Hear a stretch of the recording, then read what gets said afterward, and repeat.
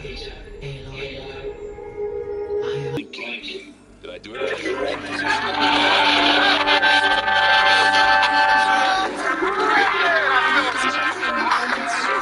The Las Vegas Patriots are longtime Patriots backup quarterback Brian Hoyer to a 2-year deal. Say what you want about this signing, I believe it's another solid signing to solidify the quarterback position, especially with a guy who knows the offense and could also help a young quarterback develop alongside of Jimmy G. Now, we all knew that this was coming the moment the Patriots released him, but for it to actually happen is crazy, which brings up the question, are they trying to bring in the Patriot way here in Las Vegas? I mean, it's hard not to think about that, right?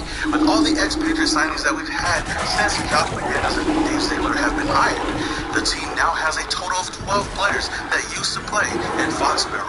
You got Jimmy G, Brian Hoyer, Jacoby Myers, Philip Dorsett, Isaiah Zuber, DeAndre Carter, Brandon Bolden, Jeffrey Kumanor, Justin Haran, he has 23 with the guys that he actually wants. Let's just hope that it all works out, because we all know that the Raider way hasn't been working for us for a long time. Moving on to the NFL draft, we've got a lot of news and reports going on. After we heard that the Raiders could possibly be trading up for a quarterback, Todd McShay recently reported that when it comes to a potential first-round rookie quarterback, if it's not C.J. Stroud or Bryce Young, the Raiders aren't interested. Stop the cap.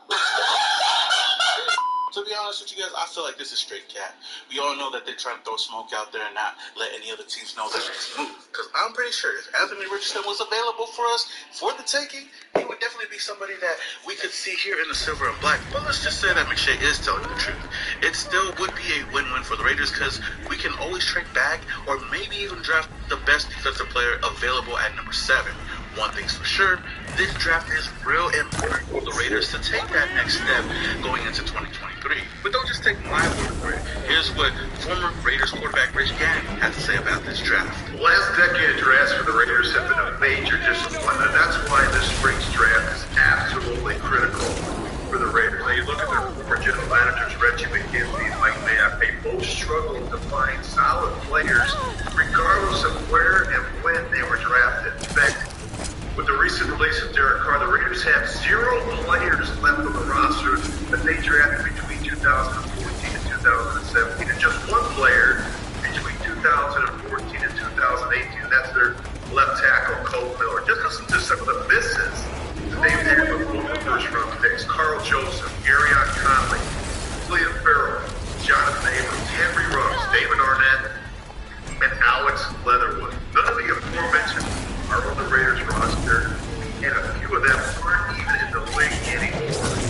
After another disappointing season last year for the Raiders, current general manager Dave Ziegler realizes how important this spring's draft is. And keep in mind, along with the Houston Texans, the Raiders have the most picked 12 in the first round. The Raiders absolutely need to make those picks count in April. And man, that's sad, looking back at all those misses that this team has had in the NFL draft. I mean, you can't blame Josh McDaniels or Dave Ziegler for that. You can only judge them on what they do this next season, and especially in this NFL draft. You know, all of those picks, all of those misses were Mike Mayock, John Gruden, Reggie McKenzie, and the regime before that. We all know the biggest weakness for the Raiders is the defense side of the ball, and going into this draft and getting guys is going to be really important. I know a lot of people don't want to get a quarterback in the first round. I'm not really opposed to that, but we heard from our GM Ziegler that we can't turn this defense around in just one draft. With a total of 12 picks in this draft, let's just hope they can pick the right players. Now, another bit of rumor that's been going around is the fact that the Raiders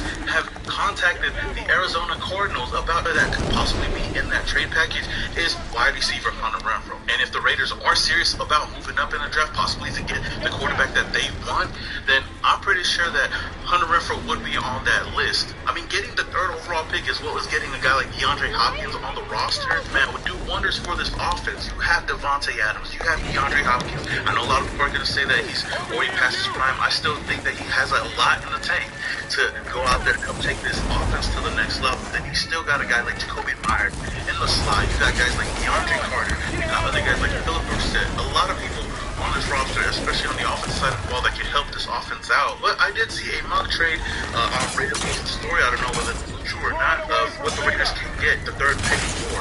And it looks like the Raiders would be giving up the 7th overall pick, the 70th overall pick, which is the 3rd round, next year's second round pick and wide receiver Hunter Renfrow to 3. Would you guys make that trade? Maybe if they threw DeAndre Hopkins in there as well. Let me know your thoughts down in the comments below. So with all that being said, Raider Nation, I want to ask you guys, who is a sleeper pick in this year's NFL draft that you could see helping the Raiders out, whether it's in the 1st, 2nd, 3rd, 5th, 6th, 7th round? Let me know down in the comments below. If you guys enjoyed this video, don't forget to smash that like button. Also, if this is the very first time you're coming across my channel and you love the Las Vegas Raiders, then hit that subscribe button, hit that notification icon button to notify you guys when I upload more videos just like this. Until the next one, it's your boy Simone Raider, and your boy is yeah.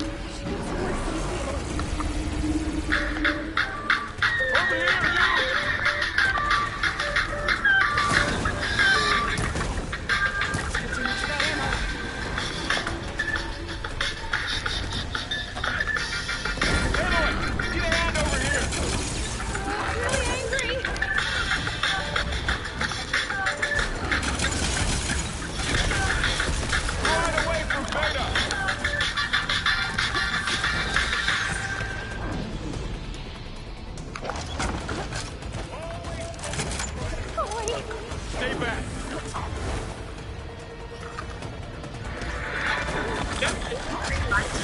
There's no hidden fees or long-term contracts and 100 plus channels.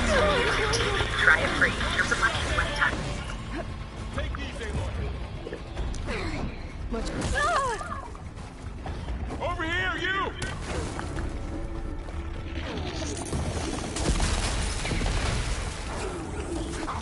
The Raiders did post it on Twitter and Instagram before we get to talking about the 30 visits or whatnot, or whatever the hell you know what I'm talking about. Marcus Epps, new strong safety that came over from Philadelphia, will be number 1. DeAndre Carter, 3 or 4, maybe 5 wide receiver on this roster, came over from the Chargers, will be number 3. Jimmy Garoppolo, number 10. Philip Dorsett, our speedster that came over from the Texans, number 11. He'll be on the show here soon as well, you guys. He may be on this week. Stay tuned. Jacoby Myers, 16. Duke Shelley, one of our very hidden gem in this free agency period, will be number 23. David Long Jr., 24. Johnson will be number 26. Jaquan Johnson, for those who don't know, the safety / special teams. They came over from Buffalo. Brandon Six going right back to number 31. Robert Spillane, 42. Bobin Moyer, number 50. Cam Sims, 81. Austin Hooper, 82. O.J. Howard, 88.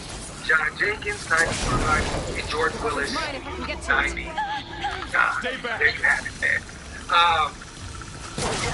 Omni.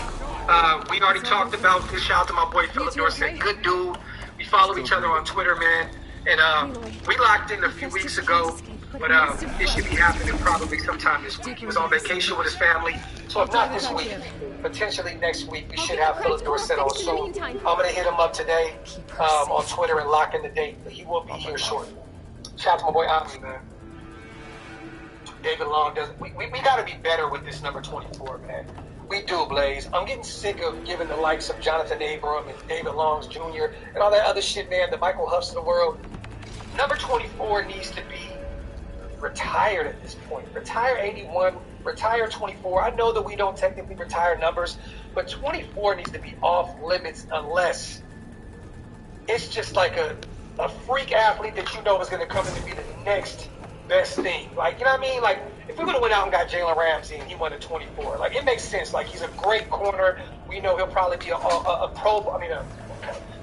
Famer, you know, when it's all said and done. These guys that take on this number 24, David Long Jr., come on, man. What? He does not deserve that number, but, hey, hopefully he balls out this season. I don't see it happening.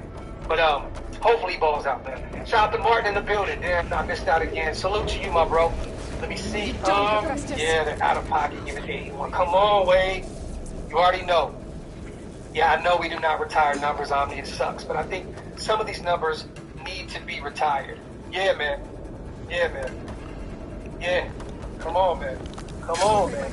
It's crazy. It's crazy. It's crazy. It's crazy. Salute to everybody here in the building. Let's get to talking about this, guys.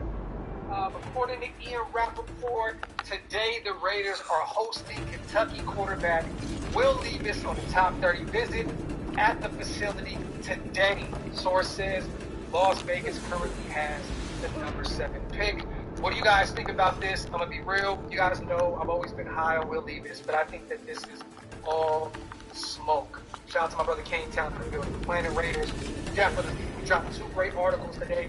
Shout out to Big Mike and Waste. Go check out PlanetRaiders.com for all the Raiders news. My guys been putting in that work. But today, Will Levis is in Vegas, you guys. How do y'all feel about that? How do you guys feel about that, man? This is a guy that's going to be a first-round guy. There's been a lot of talks about the Colts potentially grabbing him in the top 10. We're at the number 7 pick. I think we're just doing our due diligence. Thanks for the heads up. I'm almost there. I think it's smoke. Also, we have some more top 30 guys. We all know Bryce Young is a top 30. We're doing our due diligence on all these quarterbacks. Bryce Young, top 30 visit. CJ Stroud, top 30 visit. Both those guys will not be at the 7. We also have another one kind of pick up. It'll be a middle to late round guy. We have a top 30 visit with Jalen Duncan out of Maryland. Who else? We have another one with Anthony Richardson this Friday. He will be in Vegas. We also have another top 30 visit with the best player in the draft, Jalen Carter. So at this point, I think we're kind of just doing our due diligence and kind of just blowing smoke out there. I don't think, me personally, there's a lot of talk, you guys, about us potentially moving up to number 3. It's starting to heat up the more and more we get closer to the draft. There's talks about the Titans really seriously thinking about moving up to 3. That would be such a Titans move. They just took Malik Willis last year. Give that young guy a chance to grow. Like, give him a chance. We know Ryan Tannehill ain't the guy in Tennessee. Allow Malik Willis a chance at least. We drafted him last season. Give him a chance. So if they trade up to number 3, they're taking a quarterback. I don't know who it is. I think Bryce is already off the board. But that would be crazy. That would be such a Tennessee move. There's a reason why, these guys have not won championships. You know what I mean? That's such a Tennessee Titans move, man. I don't get it. Why would move up to 3, when you already have a quarterback that you drafted early last year? It doesn't really make any sense to me. Also, we have Kelly Ringo, you guys, out of Georgia at the corner. He will be another top 30 visit. He's scheduled to come in and visit here soon. So we're doing our due diligence on the DTs, the corners, the quarterbacks. I get it. It makes all the sense in the world. You want to bring some guys in, kind of fill out where they are mentally. You know what I mean? Work them out, see what it is. But I like that we're bringing in all these guys. But I'm going to shut it down. Shout out to my wife. Fire as breakfast, but I'm going to because we're doing this shit right now. But I like bringing in Kelly Ringo to see, where his head is. I'm very excited to see what Jalen Carter, what comes of that. Even though I don't believe he's going to be there at 7. I think like Seattle, maybe Detroit take a flyer on Jalen Carter. But I like this. We're doing our due diligence, and this is smoke season, guys. This is smoke season. We're definitely going to be bringing in a lot of people who probably have just nothing towards drafting them. Making sure we do our homework, we teams on them, you know what I mean? Because we still don't know what the full draft looks like. We have 5 draft picks last season. And we're kind of all over the Zeus's of the world, the Matthew Butler, the Bill Ferry, Parham, you know what I mean? The Buffer, Brown. We're kind of all over the place last year. I don't really know how to gauge what this regime is going to do yet, but in terms of draft. In terms of drafting, right? You can't really gauge what they did based off of last season because, like I said, 5 draft picks. This year we have 12. I'm excited. We only have, 3 more weeks, you guys? 3 more weeks, 3.5 more weeks to see what we're going to finally do. But the exciting thing is we all really have no clue what this regime is going to do. We have no clue. None whatsoever. Free agency was even kind of a head scratcher to a lot of us. We approached free agency going heavily on the offensive side of the ball, picking up like 30 receivers, pretty much re-signing our entire offensive line, the one who's free agent. Going out and trading Darren Waller and replacing him with 3 other tight ends just for horse they was brought back. The Howards of the world, the Hoopers. we just have no clue what this team is doing. We have no clue. And we go out and get sneaky guys, right? Not the sexy names of the defense side of the ball, but the players. Shout out to my dog. I see you out there with your fucking thing too, my brother. So little TV, man. I'm very proud of you, kid. Shout out to my dog, man. Yeah, bro. A lot of people forgot about Bridges. 7-round pick out of UCLA. I think we're going to see more against the Shield. Shout out to my boyfriend. Come on, that's my guy right here. First 2 picks last year was offense. Hope that ain't the case. Zeus. Donald Lee. Killing part of him is the third. My brother's actually absolutely great. Shout out to Maul. I'm so excited for this draft. I took the day off of work. I've never done that before draft. If we're going to be active, well, we're going to do the Shield, bro. We're going to be active all 3 days in New York City and New Jersey, so stay tuned for that. Be Wasted and Hammered will definitely be live together covering this entire draft. We're going to bring on some special guests like our brothers, Murph and Swag, Andy. Definitely our brothers going to be live from Oakland. But,